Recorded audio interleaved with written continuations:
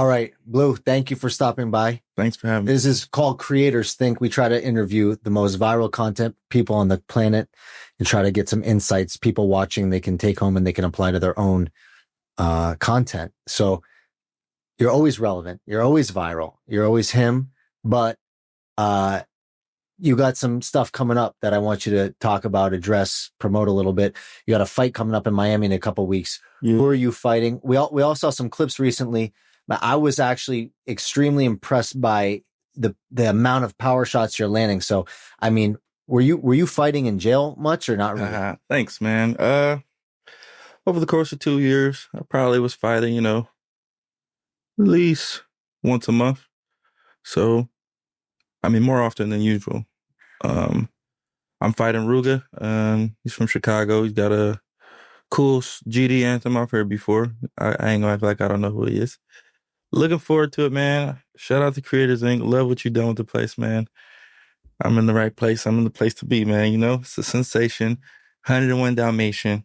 I mean, Yo, you're also on BuzzStar, bro. You're also killing it on there, and I appreciate you being on there early. Like you're one of our first creators, and supporting that was big for us. Yeah, I think that's going to reshape the whole creator economy.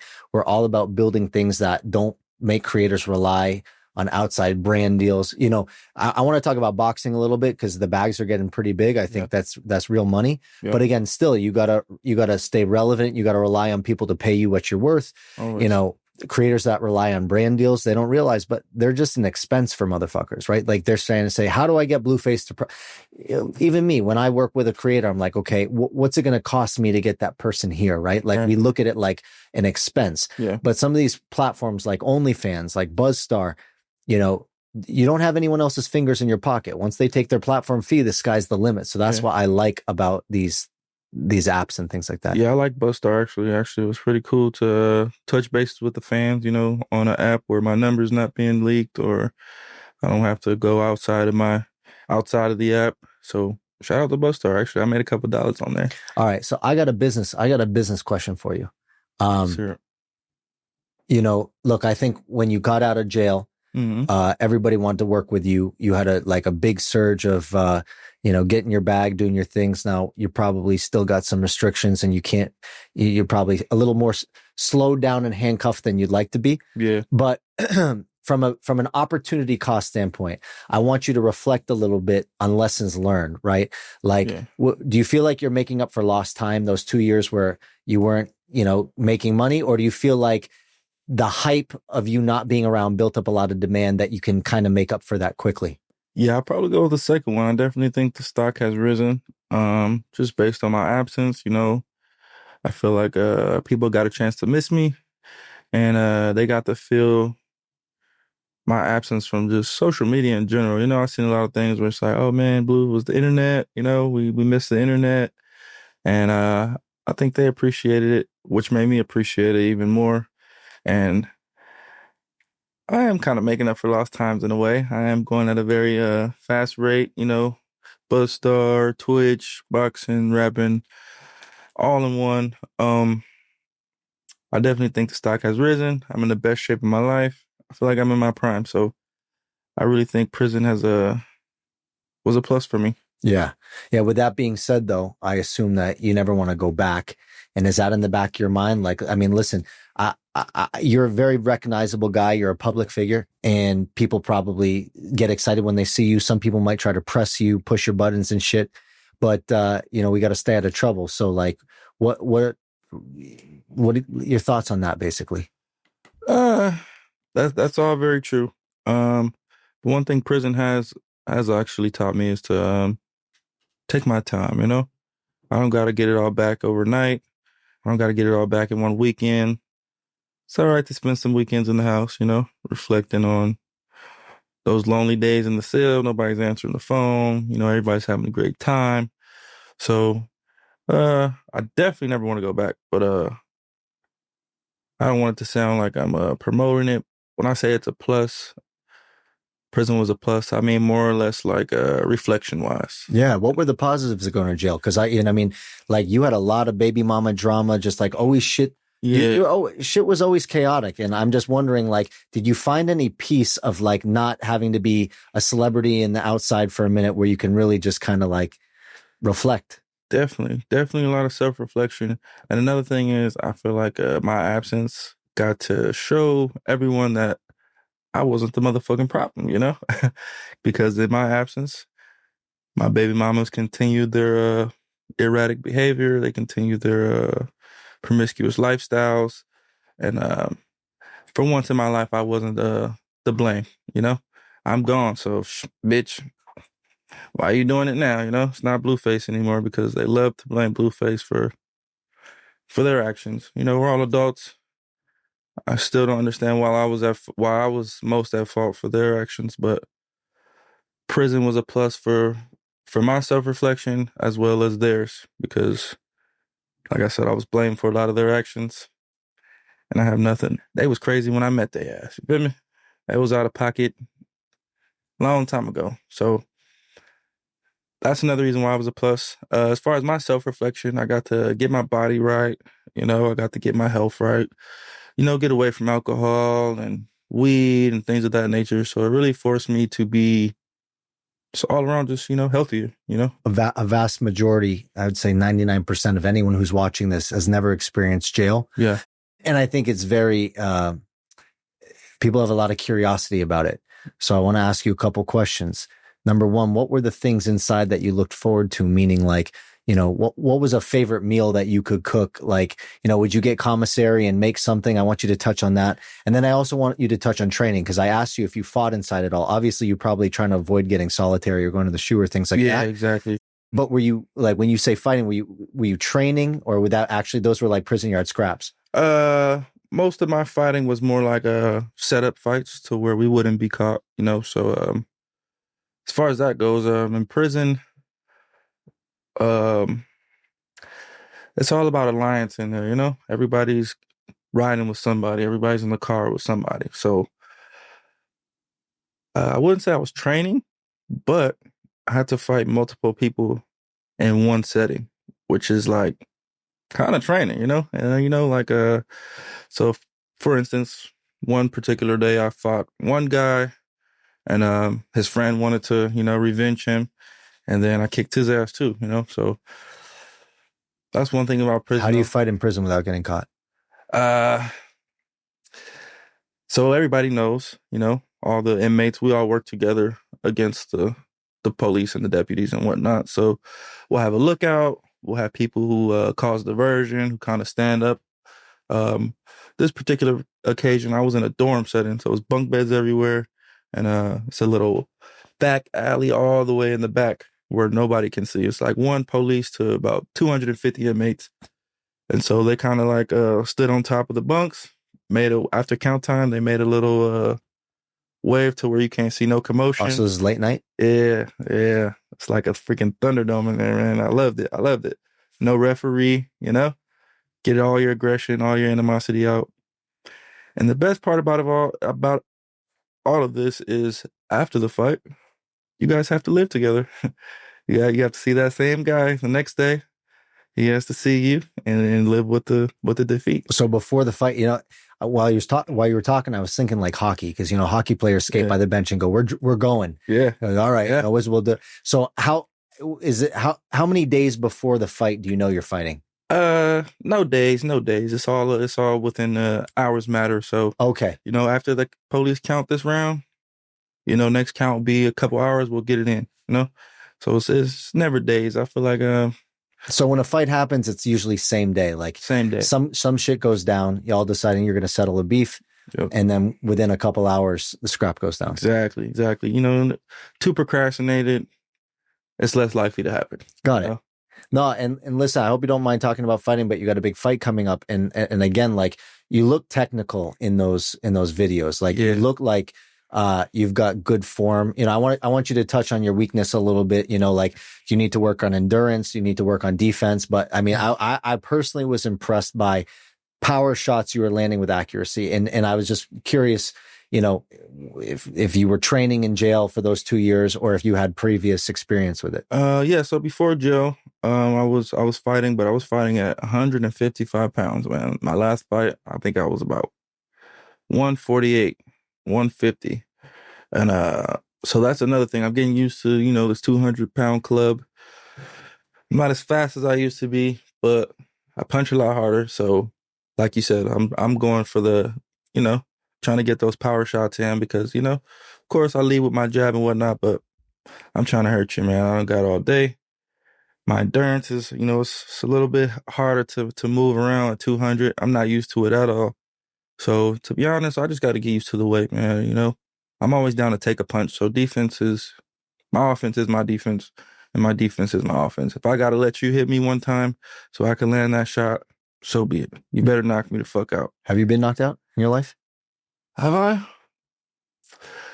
I haven't been knocked out, but when I got put on the gang I'm from, I actually took a shot, didn't see it coming. I freaking flatlined. As soon as I hit the ground, though, it woke me up. I didn't feel myself fall. So typically when you get put in a gang, you got to fight maybe 4 people at one time. And then after that, you fight each person individually head up. So when they were jumping me, I'm focusing on this dude. And I don't know, I got hit with a motherfucking something right here. That was my only time ever feeling that. And then just straight sucker punch while you were focused on someone else? I mean, not a sucker punch because we're all engaging, It's up to you to be light on your feet and quick, We all know what's transpiring. But that was the first time I ever felt like technically a knockout. Got it. Yeah. But never knocked out in a boxing match. Yeah, never knocked out in a boxing match or a fight, street fight. Let's talk about business right now. I want you to educate us a little bit. Yeah. You make more money from music or the social media and controversy and like which one built wealth? So music kind of got me in the door, to where everything kind of funnels into one bank account.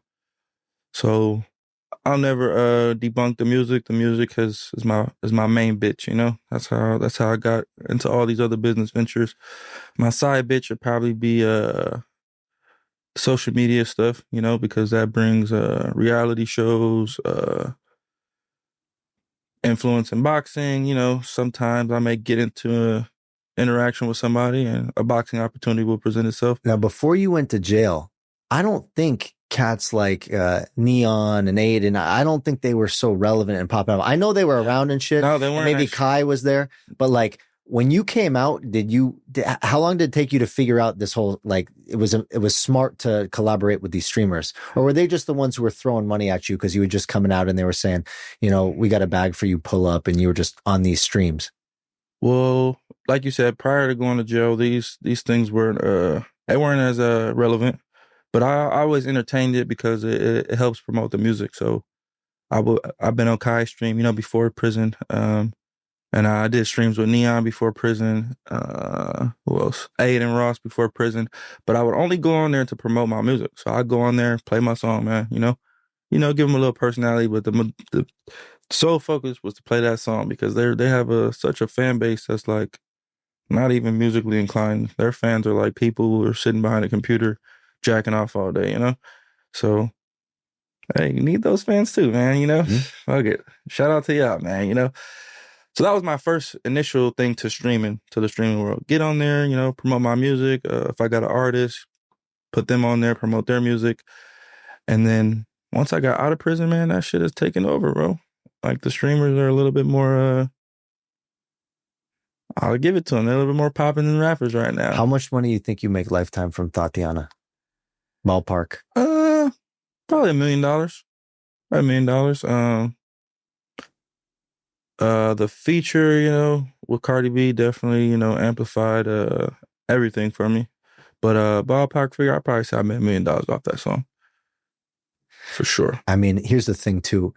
I think I think if another artist has a hit like that, yeah, you'll probably make more than them because you've got a big base of music. Yeah. You get a lot of appearance. You're very recognizable. You're very marketable. People are excited when Blueface is performing, more so than just like someone who's got a hit. So, I mean, do you include all like appearance money and shit, or is that just based off of like streaming and like just straight the music? Yeah, I would include that with the appearance money. Okay. $1 million, I would say, just based on I probably give half of it to just the song being streamed itself. I probably give 250,000 of it to, you know, touring and bookings and things like that, just solely for that song. You know, I have other songs, but I would say like this song is when it, the booking rate went up, start moving around more than usual.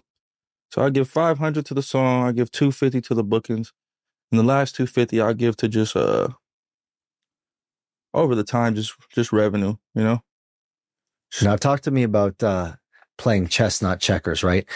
You had to do this 2-year bid on a probation violation. Yeah. And so you kind of knew it was coming. It wasn't like some shit went down on a random night and you woke up locked up. Yeah. So you had a little bit of time to think about it. Yeah. And my question is, from a chess, not checkers standpoint, did you think about how it could make your brand stronger before you went in? And like, what were your real feelings before you had to do that time where you're like, you know what, fuck it, I'm gonna go in and do my bid? Or was part of you just like, man, this shit sucks. I can't believe I'm gonna have to go sit around for. Yeah. So my case was, I had to turn myself in. So I had a date, which I had in the back of my mind, and I just fucking partied and drank every fucking day. I probably say the date was like a month out, from when they told me, hey, you got to turn yourself in on this day. That whole month, man, I was partying, drinking, fucking, and starting a lot of problems. I was trying to go out with a bang. I was calling people out. I was just going viral at the time. It was one of those things where it's like, man, fuck it, I'm already going to jail. Let me just start some shit, So I was really, really going crazy. Like, I wouldn't say it was a cry out for help or anything. I would just say like, go out with a bang, Fuck you, man, I never liked you. Fuck you. So I was that type of vibe. And then when I went in, I wasn't even supposed to do 2 years, man. I was supposed to do fucking a 6-month violation. In the county jail. I wasn't even supposed to see prison. But things transpired in county jail. They DA referred me. 6 months turned into fucking 4 years with half. And I did 50% of that. And the real chess part about this process was I had this restaurant. It was Blueface and Soul. So it was a soul food restaurant prior. That ship sank. It failed. But I didn't give up. I kept the building. I kept the place. And right before I turned myself in, I just put not all, but a mass majority of my money into it. And it opened while I was in prison. And now it's the King of Crabs. It's now Seafood Boil out in Santa Clarita on Bull Cocaine, man. Go check it out. And that was probably the best move I made because prison, financially speaking, it took a toll. My bills didn't stop, So it was cool to open that up from prison. But I put the money into it before I went because if I didn't, I wouldn't have made it, man. That's fantastic that it's working out. You got partners in that, operating partners? Yep. So I'm a majority owner. I got a not a 65, 55-45 split. It's great. Perfect. Yeah, that was the best move I made. And the business is cash flowing every day? Business is thriving, man. About 30,000 a month. That's amazing. 1,000 a day. That's amazing. Yeah, it's great. It's gonna. What's it like the morning you turn yourself in? You wake up a free man, and then like you pull up to this building, and you step through the door, and then all of a sudden there you are. Like no more opening and closing your own door. Like what's that moment like? Man, I just wish I would have fucked one more time before I went in there. I was kind of like I fucked the night before, which was great, But the right before, I wish I would have just got some pussy, man. Because that was like that was the thing. It's nothing but men in there. So once they lock the doors and you stuck in there with nothing but men, all you thinking about is woman for one. So other than that, my kids definitely. I feel like I missed a lot of time with them. I feel like I was robbed of my fucking youth. I went in at 26. I got out at 28. Now everybody's saying I'm fucking 30. I didn't even get to be 26 and 27. So that's the main part that kind of like that I still am dealing with is going in 26 and coming out 29. So I came out 28, but I turned 29 like 2 months later. So now I'm 29 and everybody's calling me old. And I'm not even that fucking old, bro. You're not even 30. I'm not even. I'm 42. When the fuck did 29 I'm become 42 30, and bro? I feel like I'm 25, my friend. Yeah. You got all the time in the You world. look good for your age, though. Thank You don't even look 42. I don't drink. I take all the peptides. Yeah, that makes a difference. I exercise every morning. I'm up at 5 a.m. My tennis shoes are on. I'm at the gym. And it's just about discipline and consistency. Yeah, but that makes a listen, difference. 28, 29, you got all the time in the world to party and things like that. But just know, by the way, these peptides and shit, it's such a game changer. When I turned 40, I had bilateral arthritis in my knees. I was limping around. Peptides, I couldn't do. What is that?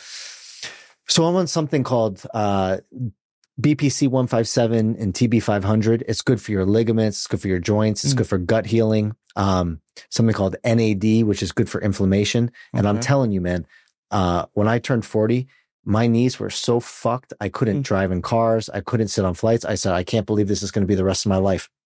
Shout out to my doctor in Miami, Dr. Shapiro, Tribeca Med. And, I go and I give blood every 6 months and he keeps me right. And it's been such a game changer. And I'm telling you, you live long enough, man, what I would give to be 29 right now, because like God's going to keep blessing young people with solutions to get older old. problems. Yeah. Is that a pill form, liquid form? No, I do a little shot right in the belly, but not in the muscle, just like a tiny little pin. You pinch the belly fat and you stick it in. Shit. But okay. Well, it's working. No, it's great. It's working. So what were you eating when you were locked up? Like, would you go to comment? Like, what was your favorite thing to make? What was your comfort food in jail? So they had this thing like a loaded mashed potato, freaking like a bag of fucking sand. Just make some hot water, throw it in the bowl, throw the water on it. Instant mashed potatoes, man.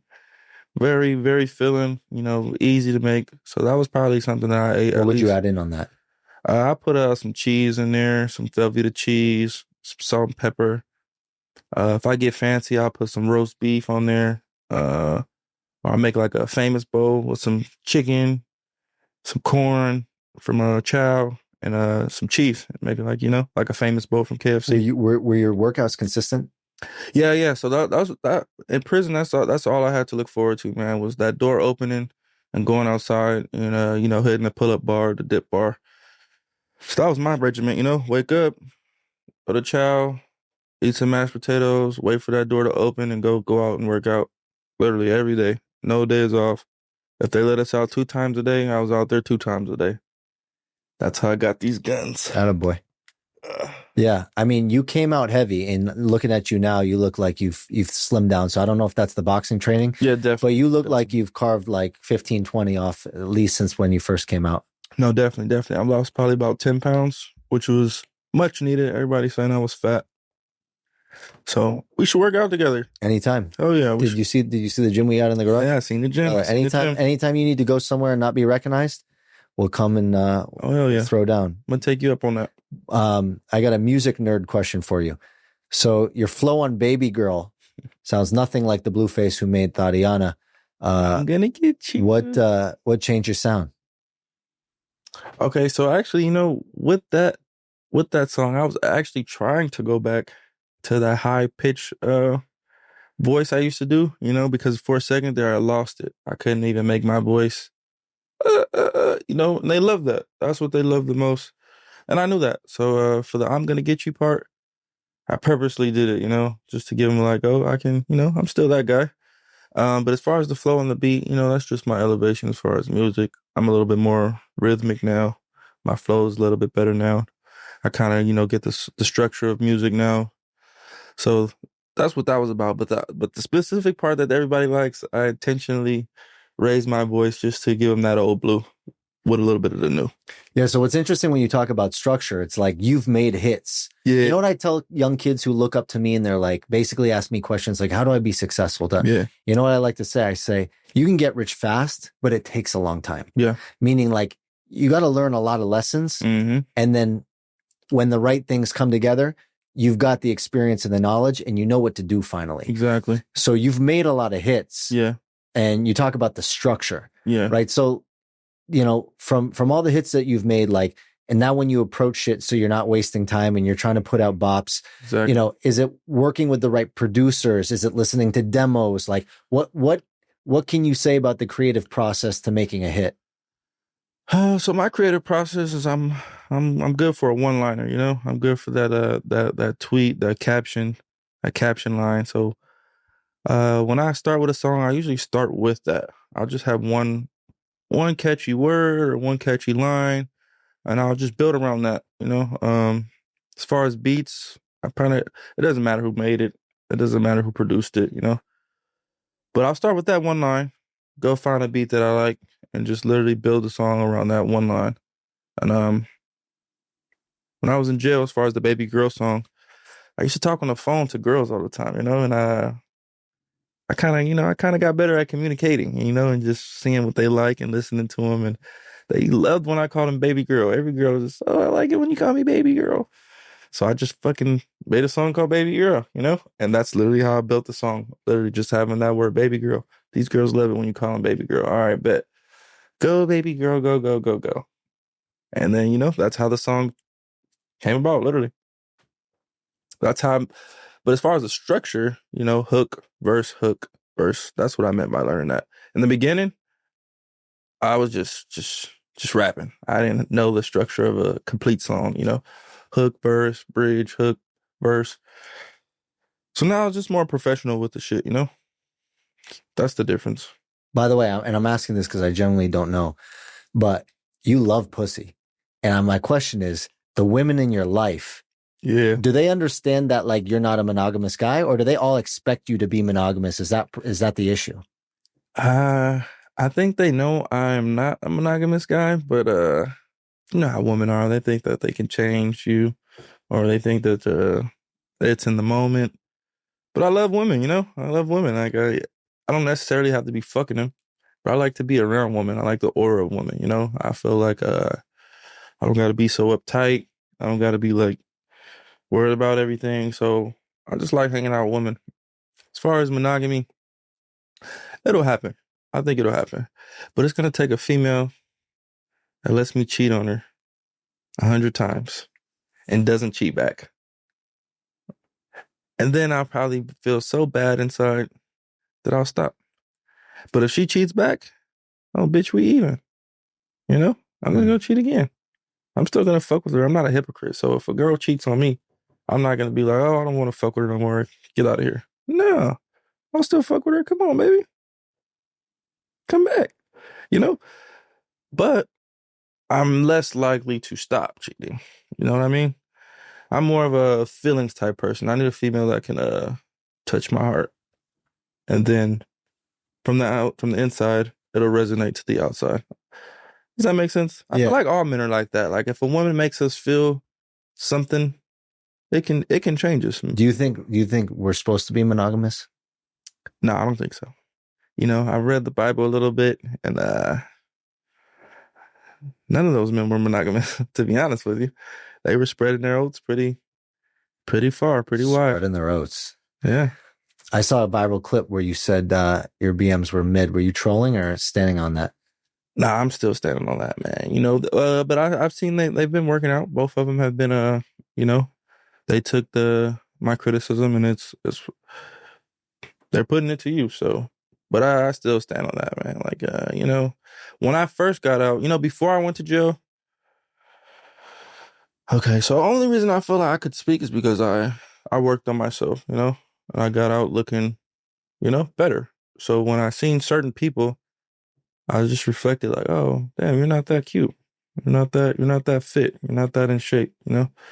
I feel like you can do that when when you're in shape, you can judge other people's shapes. That's all that was. They were out of shape. They've been working out now. They're a little above mid now. They're a little above average right now. I'll give it to them. But when I first got out, oh man, they fucking shit's falling out of their bras, you know, just extra fat hanging. And I was like, what the fuck is going on? You know? Like, you guys just let yourself go. But they're above average right now. I think, what the fuck do I know? But I think their journey and experience in dealing with relationships with you and being around you and understanding the business of the chaos, I feel like all y'all are going to be like friends in the long run. I think so too. I think they'll appreciate the support and footwork that I put in them, that got them the notoriety and the likeliness that they got today. I think they'll appreciate it later down the line once they see that nobody else would do it without expecting signing a contract. Here, sign this and I'll sign this and I'll, because I didn't make them sign nothing. I have no attachment, no entitlement to anything they got going on. By the way, you don't strike me as a guy who holds a grudge. I feel like I know. I wish I could.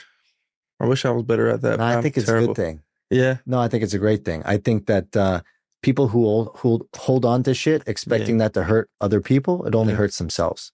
Yeah, I can see that too. Hating someone else, just that's bad for your creativity.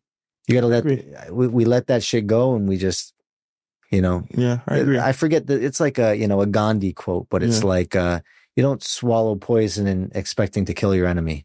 And that's what holding on to hate or anger or frustration is. I like that. I met a really smart guy once who had me do this exercise where before I would go to bed, this was when I was rock bottom and I had a bunch of money. I lost a bunch of money.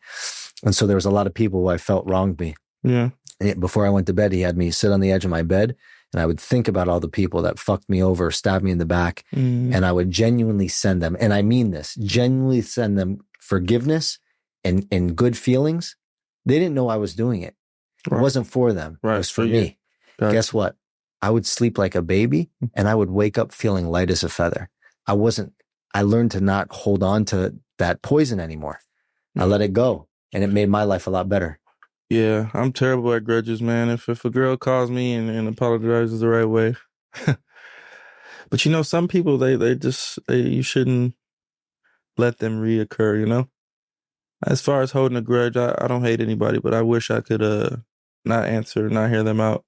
No, that doesn't mean don't eliminate toxic energy from your life. 100% eliminate toxic energy. Yeah, so that's my little poison. What it's like, I wish I could just not feel for this specific person, not necessarily hate them and grudge them. Like I don't want to, but just necessarily like not feel at all.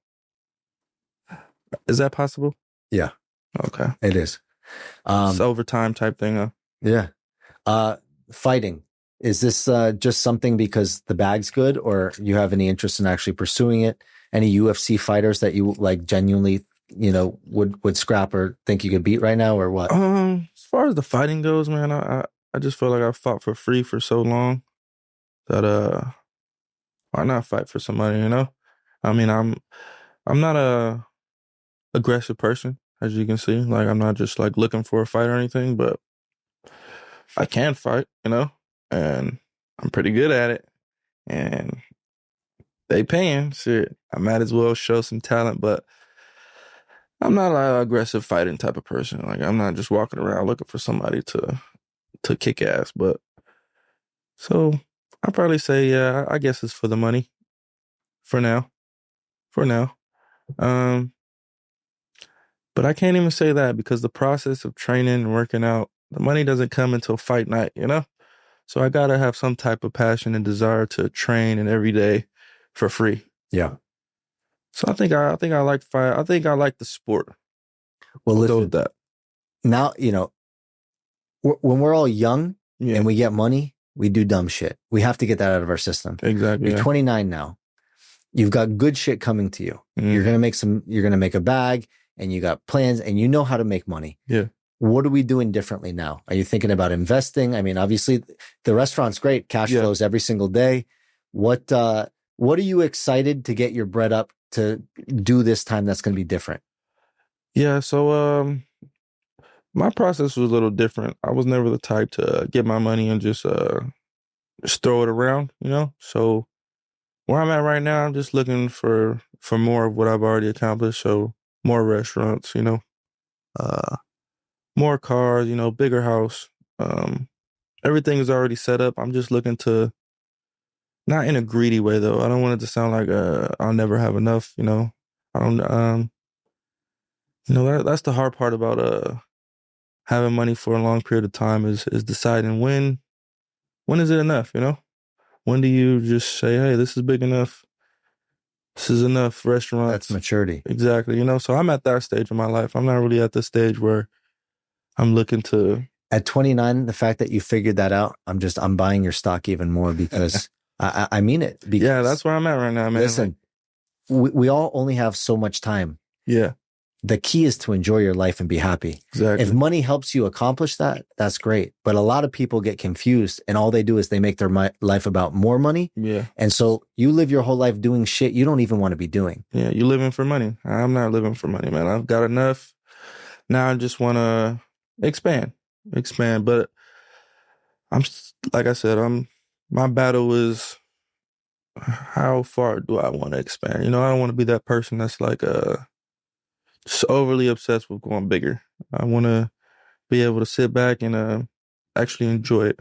What happened with the Zendaya moment? You choked her wax figure. Did you think you were going to get that much backlash? Oh man, I didn't see any backlash. The headline said backlash, but Got it. ain't nobody tell me shit. So, but to be honest, I'm a fucking character, brother. Like, I don't do things out of harm. That specific instance, it wasn't like I'm trying to physically abuse and date or anything like that. That was just me, like I get it. Physical love. That's how I show love. Like, it was more of a sexual thing. I think Zendaya is a very beautiful lady. Yeah. And I would love to, All right. So I'm from the East Coast, so I don't know a lot about the West Coast. But if I ever find myself in a sticky situation where I need to open myself and basically say, yo, I know people, like I'm going to call Blueface. But I say, how do I say that in the right way in these areas? Not say I'm affiliated, but just let them know, like, oh shit, this guy knows something. I need the right words. What's my bailout? What's my secret password to say? Oh no, all you gotta do is say Blueface. I can call him right now. He'll settle this. So all you gotta do, call me, brother. Like, somebody's got you at gunpoint. Look, man, I'll give you this shit right now. I'll call Blueface. He'll call you later. That's all you gotta say right now. Give it to him. Don't die. I ain't gonna be able to call him if you dead. You feel me? Yeah. Give it to him. Here, you want it? Okay, here. Listen, But I know Blueface, and he's gonna call you later and get it back. I appreciate that. I need a friend like you out here. Got you, that brother. Makes me feel more at home. But thanks for stopping by, and you're the man, and just excited to watch you make up for lost time. Yeah, hell yeah, man. Thanks for having me, man. Love the place. Keep doing the OnlyFans stuff, man. It's a big, OnlyFans is it's just growing. So you're in the right place. I thought it was going to last 6 weeks. Man, it's been 6 years. Boy, were you wrong, huh? Yeah. 6 years. Yeah, OnlyFans is fucking going. I think that's the stock is on that. Well, I don't think it'll ever drop just because, girls, they want to work from home. All right, baby. Thank you. Yes, sir. Anytime, brother.